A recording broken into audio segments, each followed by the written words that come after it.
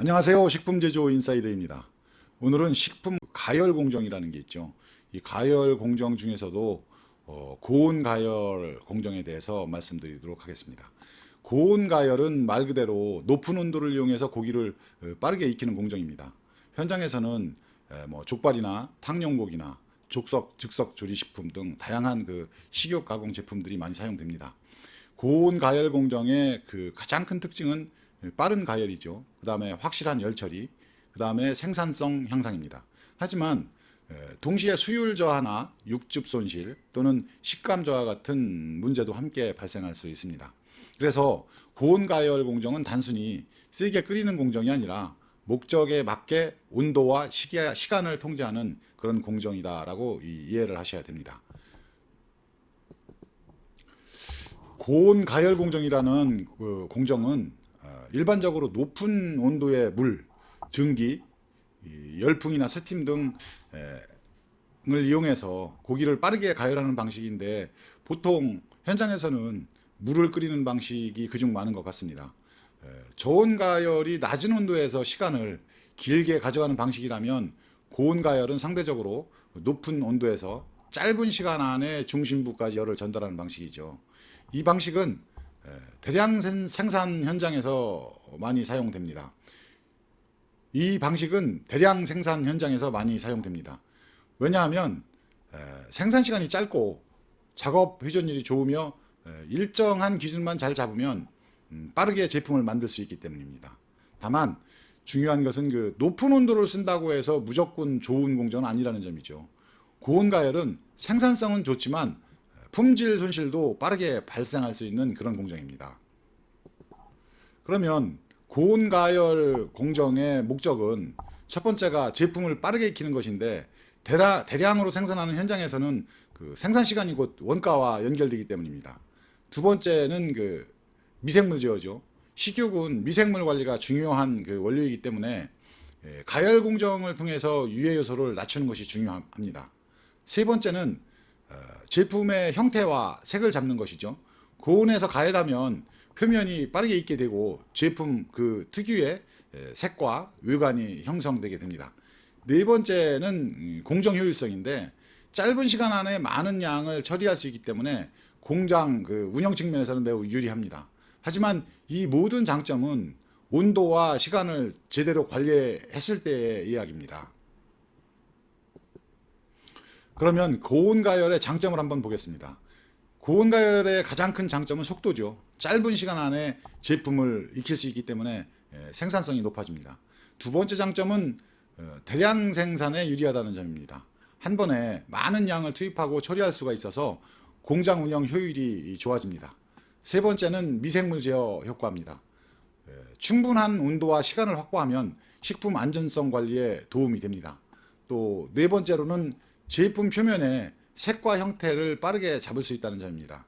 특히 족발 같은 경우에는 일정한 입힘성과 외관에 필요한 제품이다 보니까 고온 가열이 유용할 수 있습니다. 즉 고온 가열은 생산성과 안전성 측면에서 큰 장점이 있는 공정이라 이렇게 말씀드릴 수 있겠습니다. 그러면 고온 가열의 단점도 분명히 존재하겠죠. 고온 가열의 단점은 어떤 게 있는지 한번 보겠습니다. 먼저 제일 큰 문제는 수율 저하죠.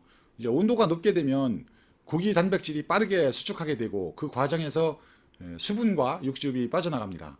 두 번째는 식감 저하입니다. 이 과도하게 가열하게 되면 이제 고기가 질겨지고 퍽퍽해질 수 있습니다.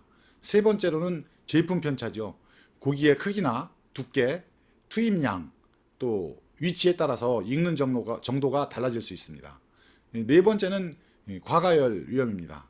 겉은 충분히 익었는데 일부는 과하게 익게 되고 또 일부는 덜 익는 문제가 발생할 수 있습니다. 그래서 고온 가열은 빠른 만큼 관리가 더 중요하다 이렇게 말씀드릴 수 있겠습니다.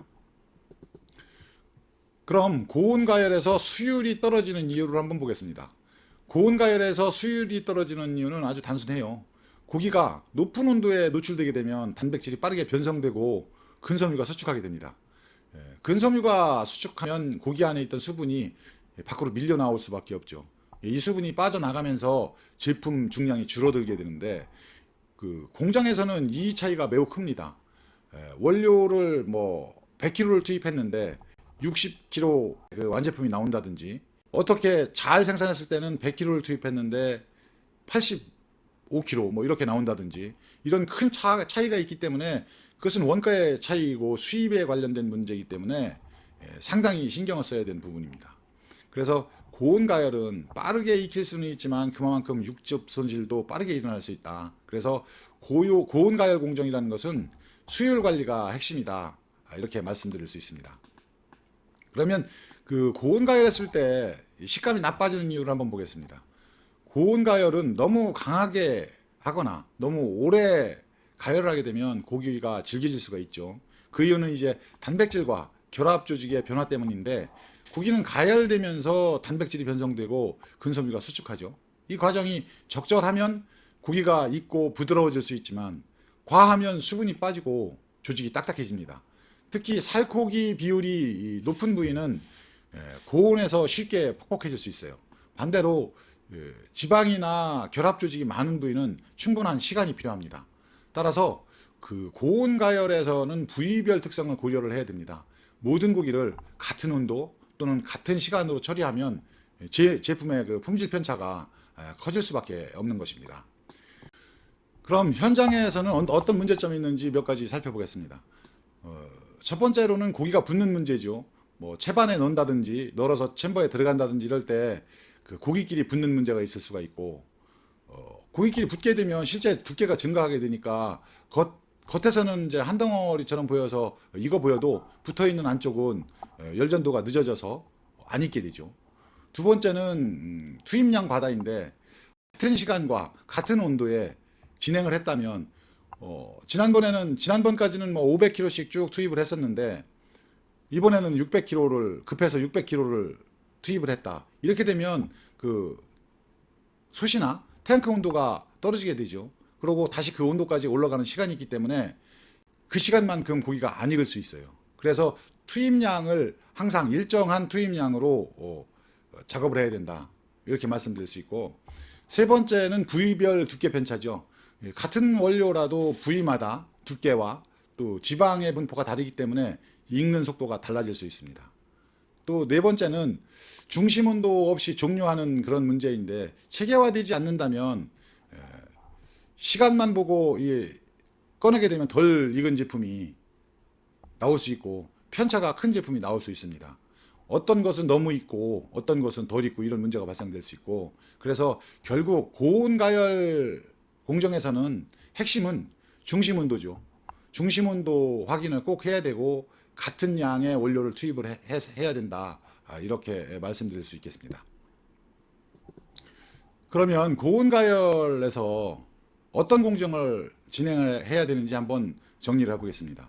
먼저 원료를 정렬을 하고 고기끼리 붙지 않도록 간격을 두고, 두께가 너무 다른 제품은 구분하는 게 좋죠. 예를 들어서 챔바인 경우에는 하우스에 널어서 가열하는 경우에는 위쪽이 암만해도 온도가 더 높습니다. 그래서 위쪽에 이 두께가 좀 편차 있는 큰 것들을 위에다가 정렬을 하게 되고, 평균치들은 그 밑으로 정리한다든지 이런 방법이 있겠고, 햄버든지 솥이든지 분명히 예열을 해야 됩니다.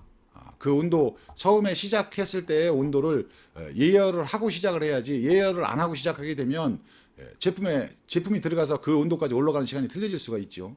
그렇기 때문에 가열수든지 물이든지 아니면 챔버든지 꼭 예열을 하고 시작을 해라. 이렇게 말씀드릴 수 있고, 그 이후에 이제 고온 가열을 진행하게 되는데, 이때 중요한 건 제품 투입 후에 탱크 온도가 얼마나 떨어지는지를 확인하는 거죠.